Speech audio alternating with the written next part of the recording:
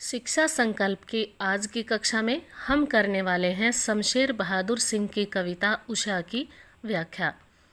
इस कविता में कवि ने सूर्योदय के ठीक पहले पल पल रूप बदलती प्रकृति का बहुत सुंदर वर्णन किया है।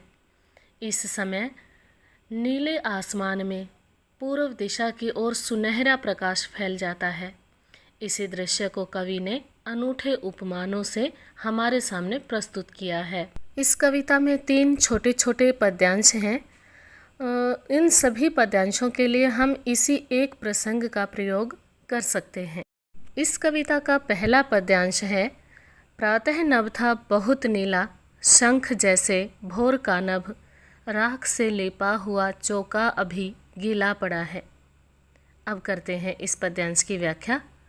कविता के इस पद्यांश के माध्यम से कवि शमशेर बहादुर सिंह सूर्योदय से ठीक पहले के पल पल परिवर्तित होने वाली प्रकृति का एक अलग अंदाज में वर्णन करते हुए कह रहे हैं कि सूर्योदय से पहले आकाश का रंग गहरे नीले रंग का होता है और वह पवित्र शंख जैसा दिखाई देता है।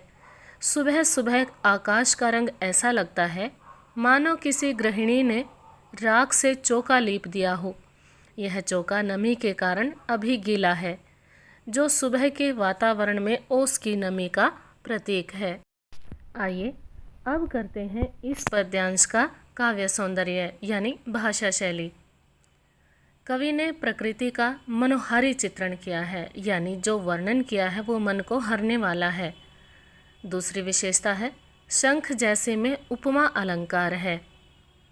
तीसरी विशेषता सहज और सरल शब्दों का प्रयोग किया गया है। अगली विशेषता, इस कविता में ग्रामीण परिवेश सजीव हो उठा है, यानी जो वर्णन किया है वो ग्रामीण परिवेश के अनुसार है। नए उपमानों का प्रयोग है और भाषा शैली चित्रात्मक है। अब देखते हैं दूसरा पद्यांश। बहुत काली सिल जरा से लाल केसर से की जैसे धुल गई हो, स्लेट पर या लाल खड़िया चाक मल्दी हो किसी ने। शमशेर बहादुर सिंह प्रातःकालीन आकाश का वर्णन करते हुए कहते हैं कि सूर्य दिखाई देने से पहले उसकी हल्के लाल रंग की रोशनी आसमान में इस तरह से फैल जाती है मानो किसी ने काले रंग की सिल को लाल केसर से धो दिया हो। काले रंग की सिल अर्थात एक पत्थर जो मसाला पीसने के लिए प्रयोग किया जाता है गांव के क्षेत्र में, सिलबट्टा जिसको बोलते हैं। आसमान में कम होता हुआ अंधेरा काली सिल के जैसा और सूरज की लालिमा केसर के लाल रंग जैसी लगती है। इस समय आकाश ऐसा लगता है मानो काली स्लेट पर किसी ने लाल खड़िया का चाक रगड़ दिया हो। खड़िया यानी पीओपी, खड़िया मिट्टी से ही चाक बनाए जाते हैं। अंधेरा काली स्लेट के समान और सुबह की लालिमा लाल खड़िया चाक की तरह लगती है। अब देखते हैं इस पद्यांश का भाव सौंदर्य अर्थात इसकी भाषा शैली। इस पूरी कविता में प्रकृति के मनोहारी रूप का वर्णन तो किया ही गया है।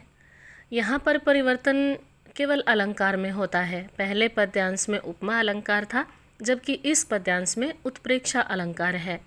पूरी कविता में मुक्तक छंद का प्रयोग है। कोई भी पद्यांश आए उसमें मुक्तक छंद का प्रयोग है।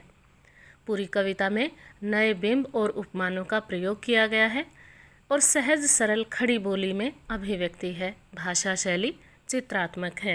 ये अब देखते हैं इस कविता का अंतिम पद्यांश।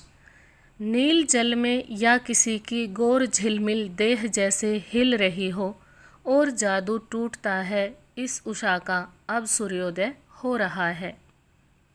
देखते हैं इसकी व्याख्या। शमशेर बहादुर सिंह सुबह के पल पल बदलते हुए दृश्य की सुंदरता का वर्णन करते हुए कहते हैं कि सूर्योदय के समय नीले आकाश में सूर्य की सफ़ेद आभा दिखाई देने लगती है। ऐसा लगता है मानो नीले जल में किसी गोरी सुंदरी की देह हिल रही हो। धीमी हवा और नमी के कारण सूर्य का प्रतिबिंब इसी प्रकार हिलता हुआ सा लगता है। कुछ समय बाद जब सूर्योदय हो जाता है तो उषा का पल पल बदलता हुआ सौंदर्य एकदम समाप्त हो जाता है। ऐसा लगता है कि उषा का जादुई प्रभाव धीरे धीरे समाप्त होता जा रहा है। और अब अंत में देखते हैं इस अंतिम पद्यांश का काव्य सौंदर्य।